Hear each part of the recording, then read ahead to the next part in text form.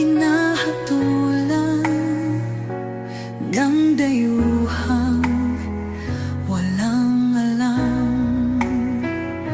Sino pa ang nagmalasakit? Siya ngayon'y pinapahirap. Pilipinas ay